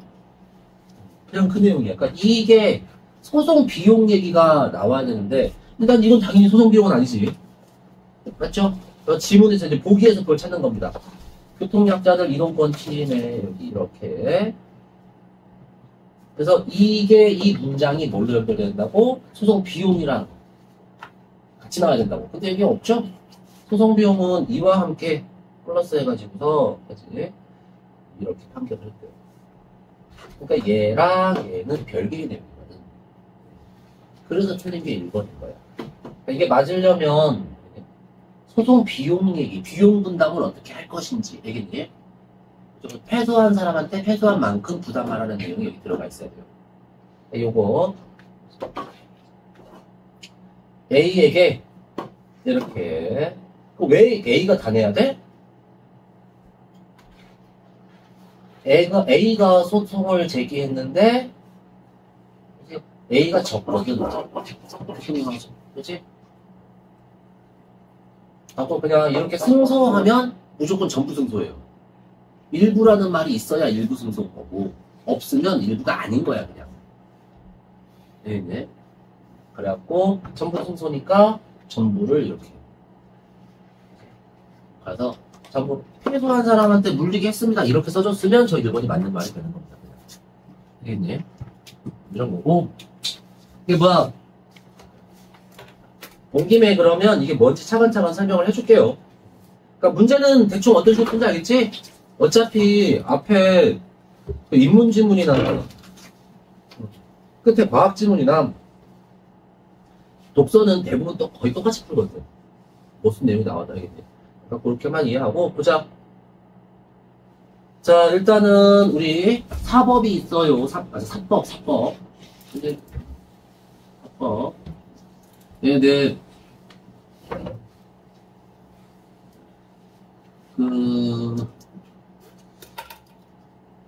법 종류 보면, 그러니까 헌법만 다른 차원인 거고, 나머지 법은 동등하게 그 역할이나 기능이나 적용 범위에 따라서 도움이 되는데, 뭐 대표적으로 사법, 그 다음에 우리나라에서는 민법이라고도 하죠.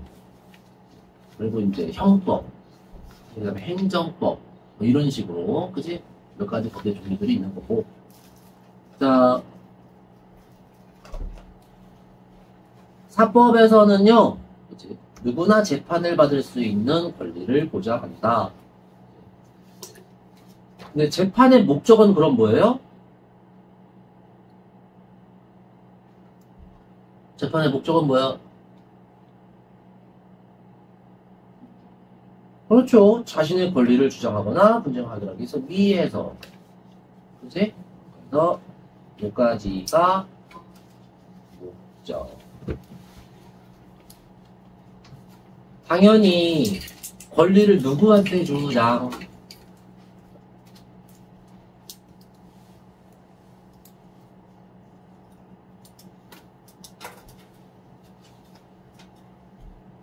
권리를 누구한테 주장?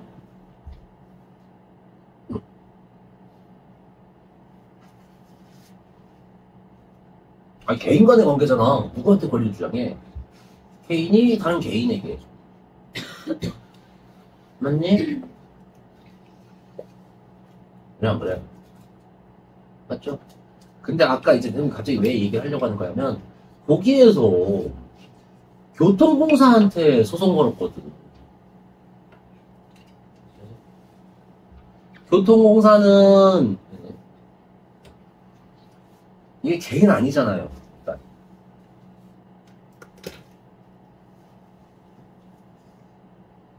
그래. 교통공사 개인 아니잖아. 그치?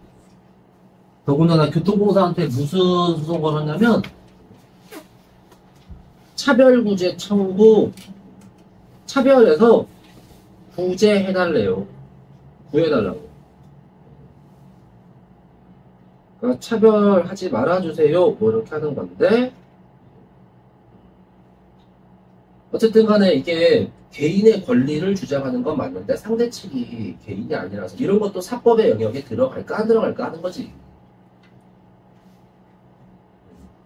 근데 이제 공사는 공무원이 아니냐? 공사 직원은 공무원이 아니에요?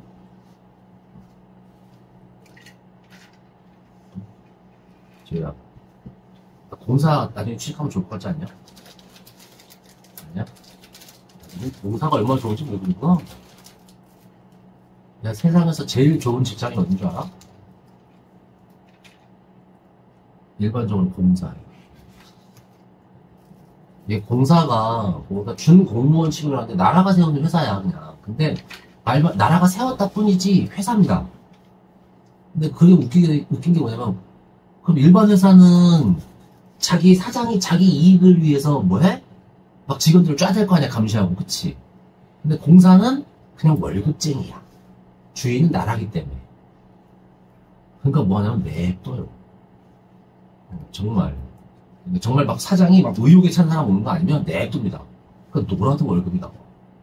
그리고 어떻게든 예산 많이 타내고, 뭐, 그 다음에 지원 많이 받고 해가지고 사업 벌여놓으면 지들 좀 커지고 연봉 올라가고 좋은 거잖아. 막 벌려놓긴 좋아. 그리고 공사는 결정적으로 혜택, 복지 혜택이 공무원에 주는 게 나와. 되게 좋아. 그러니까 그리고 특히나 기술직 또는 기술하고 관련된 공사 들어가면 더 좋아. 예를 들어서 철도공사 예를 들어가잖아. 그러면 나중에 은퇴하고 나서도 이렇게 솔솔하게 계속 들어가요. 왜냐면 철도공사 뭐 이렇게 예를 들어서 철도공사 관련해서 뭐 이렇게 인허가를 받아야 되거나 하면 그 공사 직원들한테 찾아가서 막 이렇게 잘해야 될 거 아니야, 얘기. 근데 여기 철도공사 퇴직하신 분이 계셔. 그럼 그분한테 가서 친하게 하고 이거 말 좀 잘해주세요 하면 이분이 가고 자기 후배들한테 얘기한단 말이야. 그렇게 해서 돌아가. 근데 우리나라가 뭐좀 그렇긴 한데 하여튼 그런 공사 좋아요. 하여튼 그렇고 공사에 대해서 소송 제기하는 거는 그래서 민사소송 사법의 적용을 받는가 안 받는가. 그래서 자기상황 물어보는 거예요. 그래서 여기 나온 대로 하면 안 받아야겠지, 그죠? 이게 근데 사실은 이 공사는 민간 기업 단체도 아니고 그렇다고 정부 같은 행정기관도 아니기 때문에 일반적으로 사법의 적용을 받는 답니다. 이 지문은 안 나와요, 그게 알겠네요. 그래서 이게 보기에 저 사례가 나온 게 그래서 특이한 사례가 나온 거야 지금. 그래서 그냥 공사에 하는 것도 이거 적용을 받는 거는 그냥 보고 그러고 나서 소송 당사자가 법원에 소장을 제출하는 것으로 시작된다든지. 근데 형사는 소송 걸 때 그거를 뭐라고 불러? 고발이라고 해, 고발. 근데 민사는 소송 거는 걸 뭐라 그래? 고소라고 부르고. 그래서 고소를 하면서 시작이 됩니다. 민사소송은 소장을 제출하는 거 이거를 우리가 고소라고 해요, 참고로.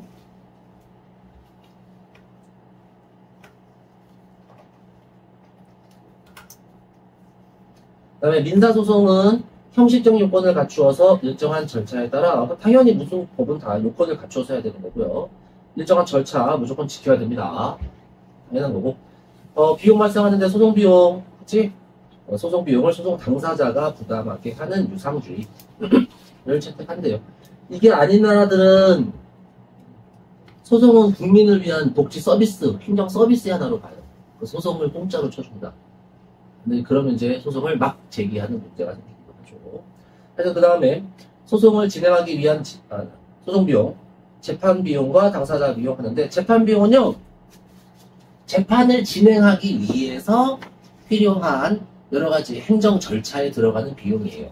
하고 재판 수수료를 우리가 인지례라고 부르는데 주로 이제 법원 가면 법원 밑에 편의점 있어. 거기 가면 이 인지를 팔아요. 법원 밑에 농협이나 편의점 가서 삽니다. 하고 그거를 내 소장에다 딱 붙여. 그러면 나는 이제 수수료를 지불한 거고요. 그 다음에 재판 서류를 전달할 때 보통 등기를 통해서 왔다 갔다 하거든.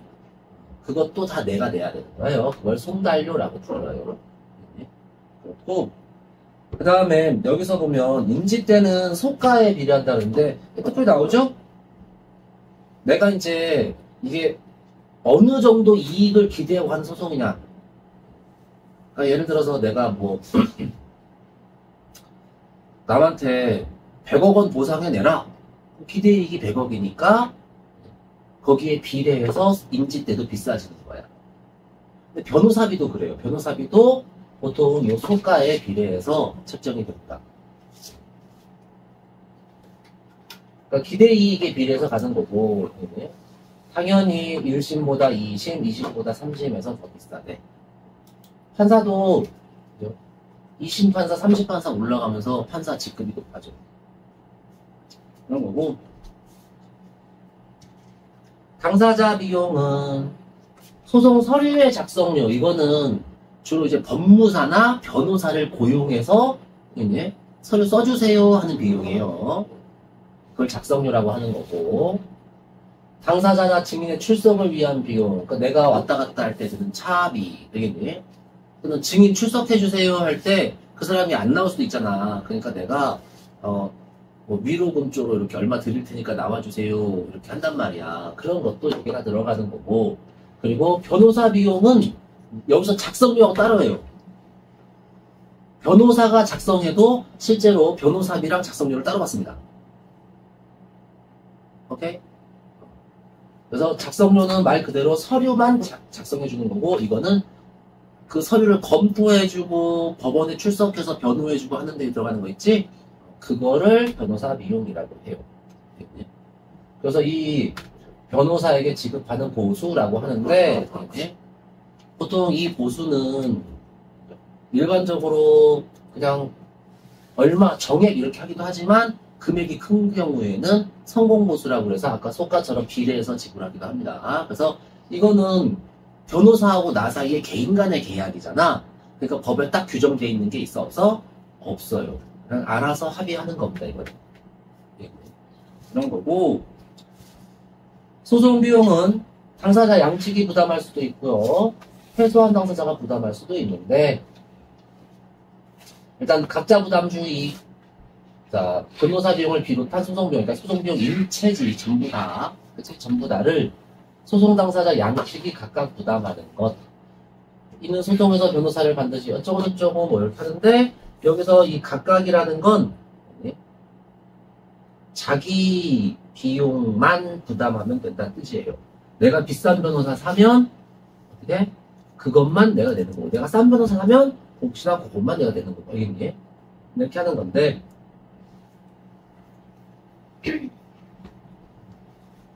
이게 결국은 변호사 같은 거 안 사고 싶은 사람 있으면, 그치? 변호사 고용 안 하고 싶은 사람 있으면 그냥 하지 마라. 돈 안 들이고 그냥 하면 되지 뭘 굳이 비용까지 들어가서 하느냐. 그래서 각각 부담을 하게 할 때 사람들이 뭐가 생겨? 내가 비용을 낮출 동기가 생기거든. 그래서 이렇게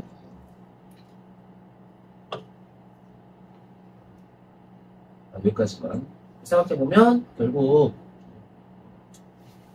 소송 비용을 뭐 하기 위해서 하는 거야?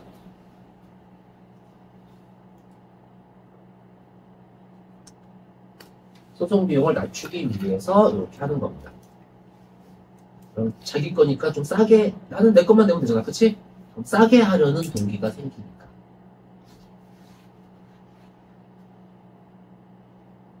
그 다음에 불법 행위로 인하여 변호사 비용이 초래된다는 개연성을 인정할 수 없으므로 변호사 비용을 불법 행위 자체로 인한 손해배상의 범위에 포함시키면 안 된다. 이것도 말이 좀 긴데,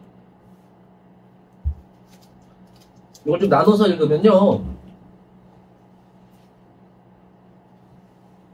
변호사 비용을 불법 행위 자체로 인한 손해배상의 범위. 손해배상이라는 건 이제 여기서는 불법 행위로 인한 손해배상이에요. 나쁜 짓을 해서 배상해 줘야 되는 거. 그치?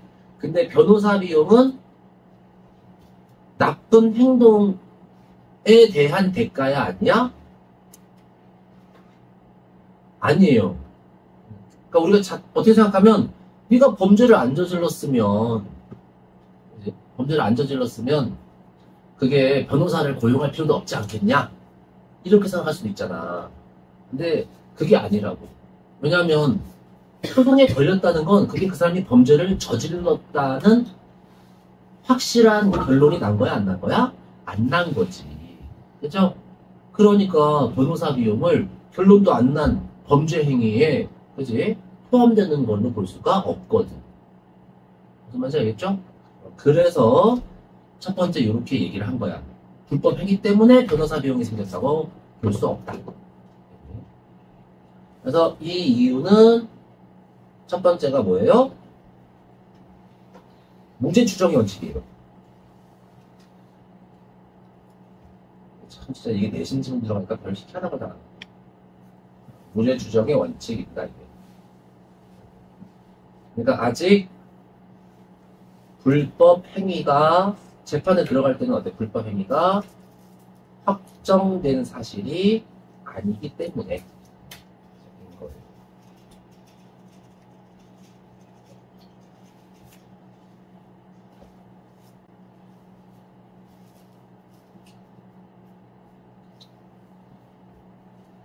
그 다음에 뭐 실제로 어느 정도 불법 행위를 했다고 치자. 내가 무조건 알아. 나는 잘못을 했어.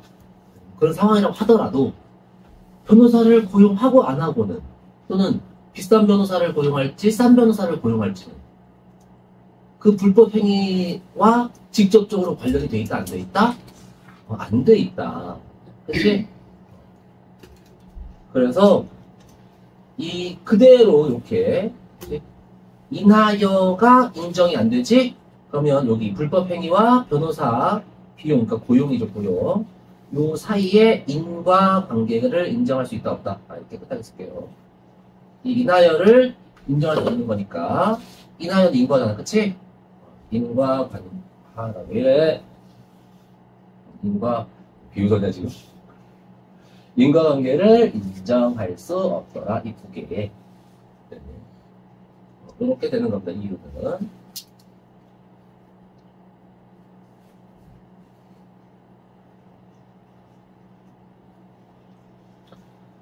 자, 그러나 이제 비판도 있죠?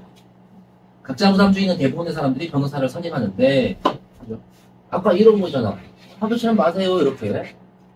근데 대부분이 이렇게 한대. 왜?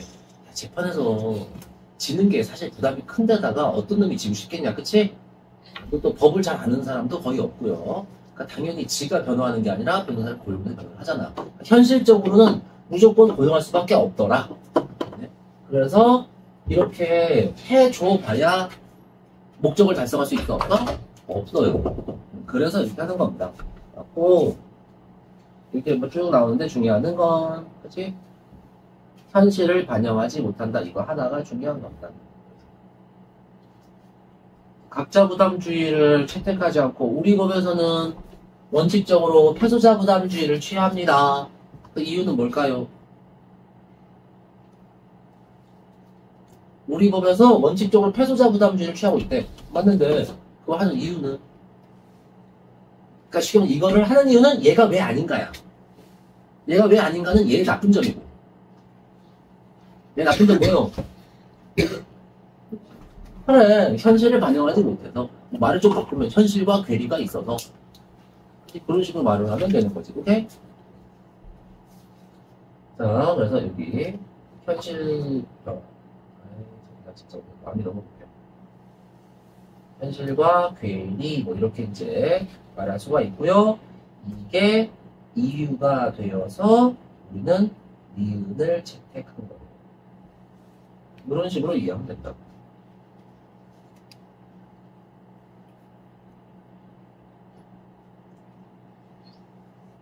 그러고 나와서 법원이 이 일을 적정하게 정할 수 있다 그랬는데,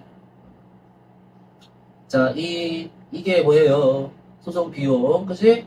비용의 부담을 이렇게 적절하게 정할 수 있습니다. 어떻게 적절하게? 여기 정보표에서 보면 전부를 부담하는 것이 원칙. 근데 계속 원칙이란 말 나와요. 그치? 원칙이 있다는 건 무슨 뜻이야? 그렇죠. 원칙이 있다는 건 아닌 경우도 있다는 걸 암시하는 겁니다. 그러니까 실제로 법에서는 특히나 더 그래. 원칙으로 한다. 그러면 그 예외 규정도 있다는 뜻이야. 일반적으로 이렇게 하지만 만약에 법원에서 소송 비용에 얘가 100% 패소했어, 얘가. 그랬어도 소송 비용의 90%를 얘가 부담하게 한다. 이렇게 판결을 내릴 수도 있는 거라고, 사실은. 적절하게, 그치? 적절하게, 그 다음에 원칙, 이게 뭔 뜻인지만 이해해놓고 하면 돼요.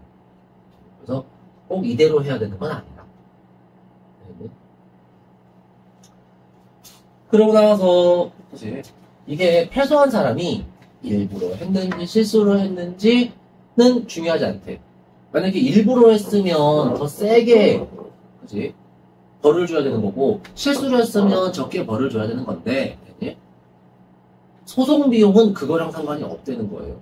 소송은 범죄 행위 자체와는 큰 관계가 없는 거. 아까 변호사랑 똑같은 얘기인 거예요. 그래서 그거랑 상관없이 소송이 제기된 상황만 놓고 보자는 거예요.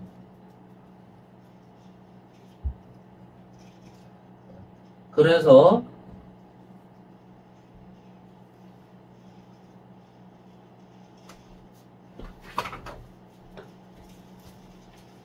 자, 고의나 과실은 그지? 이게 범죄 행위야, 맞니?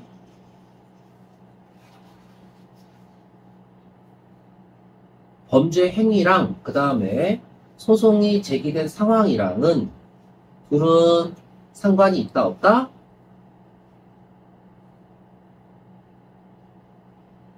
없다는 뜻입니다. 근데 이게 어디서 이렇게 들으면 좀 이상하지 않냐? 소송이 제기된 상황, 재판에 갔어. 이게 범죄 행위랑은 상관이 없대. 동의하니? 상식적으로는 동의하기 쉽지 않죠. 법률적으로는 맞는 말이에요, 근데. 그치? 해보잖아. 법률적으로 맞는 말이지. 이렇게 나왔잖아. 그래서 이게 소송이 제기된 상황이라는 게 재판을 받고 있습니다를 법적으로 해석하는 거는 우리가 재판을 받고 있습니다 하는 거랑은 다른 거거든. 그래서 이게 이런 결론이 나오게 되는 거예요. 네. 뭐 우리가 그것까지 다 알 필요 없고 뭐 알고 싶으면 법대 가면 되지. 그치, 법대 가지 그냥. 생각해보니까 그 뭐지?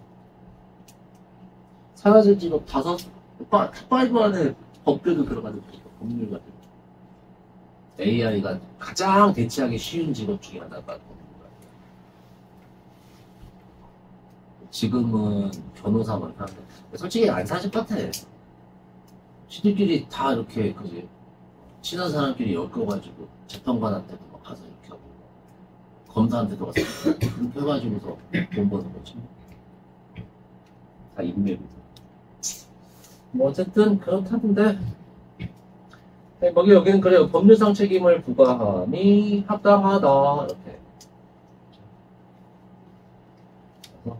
소송이 제기된 상황이 그냥 뭐야? 재판 말하는 거야. 재판. 패소자에게 재판에서 졌으니까 재판에 대한 재판이 열린 거, 그치?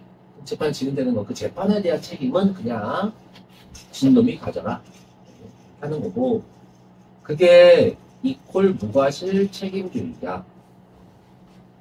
근데 이름이 이상하지.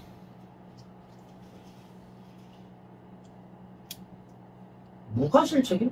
잘못이 없다는 뜻인데.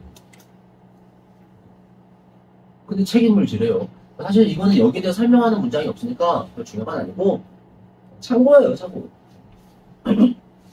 이게 잘못이 없는데 책임을 져라가 아니고요. 과실 여부와 상관없어. 그래서 무과실. 이게 법률 용어가 우리가 일상적으로 쓰는 거랑 단어가 너무 이상하게 만들어져 있지. 특히 우리나라는 일본식 조어가 많아요. 왜냐면 우리나라 초기 법률가들이 싹 다 친일파들이거든. 근데 그럴 수밖에 없기도 했어, 어느 정도는.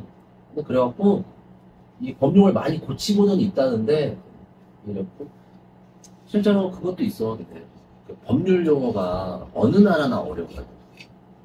어느 나라 일상 용어랑 차이가 커갖고 어렵거든. 우리가 좀 심할 뿐이지.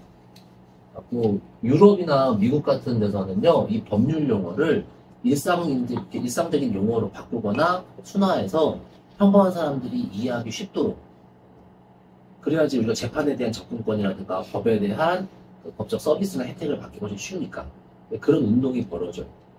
미국 같은 경우는 그게 꽤 효과봐서 많이 바뀌었다고 들었거든. 우리는 이제 아직 그런 거에 대한 관심이 없어서 그래서 여전히 좀 어려워. 이상하다거나. 나중에 대학 가면 혹시 이런 거 있으면 그렇게 생각해봐. 그런 거 없고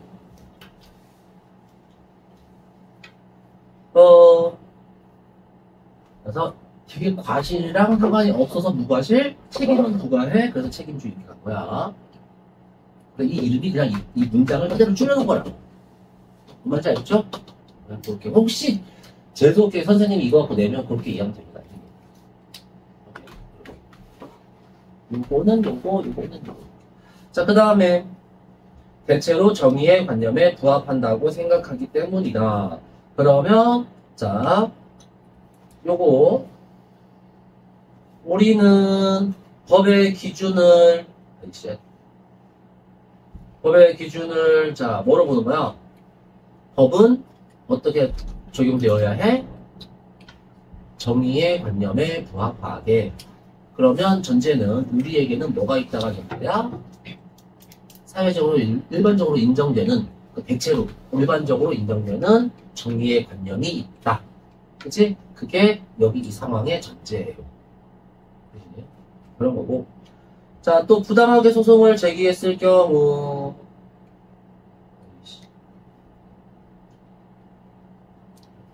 여기 써줄게 그냥 또.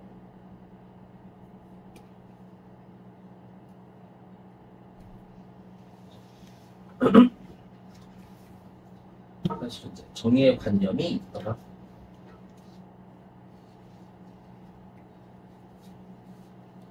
이게 대체로예요. 일반적으로 글씨 진짜 인정되는 정의의 관념이 있다.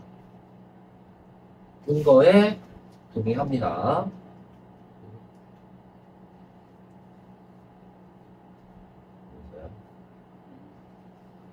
너 왜 이렇게 정신적으로 방황하지? 몸부림을 치면서 막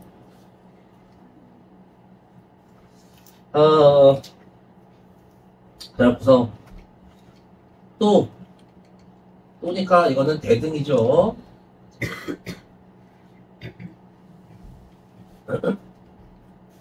이렇게 무슨 주의였어? 이거 갑자기 이런 생각이 났다. 각자 부담주의 가자. 저희가 패소자 부담주의. 패소자 부담주의를 따르는 이유가 첫 번째가 여기까지 나온 겁니다. 그냥. 또에서 꼭 잘라줘야 돼. 패소자 부담주의를 취한 그치? 이유 1 이유 2차 이유는 이유 1 그리고 요 또부터 시작해서 여기가 뭐야? 이게 니은의 이유 2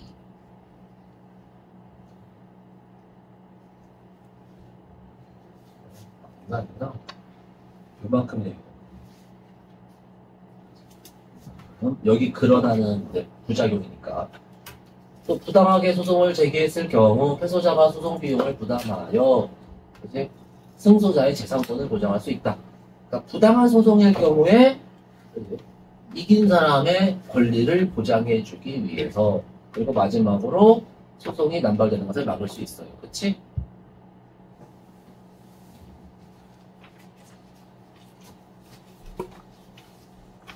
자, 그 다음에요. 그러나 문제점, 패소자 부담주의는 소송 비용에 대한 부담감과 두려움을 일으켜서 정당하게 재판받을 수 있는 권리를 제한하는 부작용이 있다. 그러니까 비싸다고. 소송 한번 하는 게 비용이 어마어마하다고. 그래서 자, 어지간한 일 아니면 소송을 안 걸게 되죠. 그래서 정당하게 재판받을 수 있는 거. 이것도 권리 중에 하나인데 이제 이 권리를 제약한대요. 그러니까 이게 시민으로서의 기본권 중에 하나거든요. 인권은 아니지만 시민권 중에 하나입니다. 이런 거. 그래서 그거를 제약하니까 문제가 되는 거고 그거를 개선하겠답시고 뭐 한 거냐면 로스쿨 만들어버렸어. 변호사를 많이 찍어내자. 그럼 변호사 비용이 싸지니까 아무래도 소송 비용 부담도 더 줄지 않을까 이렇게 한 거였는데 정작 로스쿨 만들어 놓고 민원 제한은 걸어서 별 효과가 없게 만들었죠. 근데 옛날보다 싸진 거 맞대. 근데 옛날보다 싸져서 그래도 그게 옛날보다 덜하다고 합니다. 자, 그 다음에 이러한 부작용은 특히 공익소송에서 두드러진다. 공익소송은 여기까지 이게 공익소송의 개념이 이만큼 나온 거죠. 개념이 나온 거고. 그 다음에 또 뭐다 써? 개선하여서 어쩌고 회복하는 데 도움이 되는 거여서 이거를 목적으로 봐도 돼요. 불합리한 사용자를 개선하여서 사회적 약자나 소수자의 권익을 보호하고 국민의 권리를 회복하기 위해서 이렇게 봐도 되겠지? 근데 이제 좋은데 특성이 어때요? 불특정 다수를 피해서 구제하려는 목적. 이제 인 경우에요. 그래서 이익은 어때요? 사회 전체로. 그치? 이익은 사회 전체. 소송 당사자한테 이익이 안 가. 근데 회수할 때는 소송 당사자가 부담을 지게 돼. 그러니까 공익소송 같은 경우는 더 걸기가 힘들어지겠죠. 그래서 공익활동 자체까지 위축시키는 문제도 있더라. 그래서 이거는 앞에랑 어떡하고 크게 중요한 건 없어요. 그냥 이것만. 그래서 여기 따라서만 보고 이 앞에를 이유 이렇게 하면 되겠죠. 이 문제점이 발생하는 이유 여기 이익하고 비용이 서로 다른 사람한테 가는 거. 그치? 그것도 비대칭성이라고 해요. 뭐 이익과 비용의 비대칭성 뭐 이렇게 줄여서 얘기할 수도 있는 거고, 또는 이익의 당사자와 비용 책임을 부담하는 당사자가 서로 다르다 뭐 이렇게 말을 바꿔서 할 수도 있는 거고, 이제 말만 최대한 헷갈리게 바꿀 뿐이지 그냥 이익하는 사람, 그치? 이익 부는 사람, 비용 부담하는 사람 다르다고만 생각하면 돼요. 자, 그래서 여기까지 하면 끝인 겁니다. 일단 어려운 건 없죠? 잠깐 쉴까? 그래요. 6시야.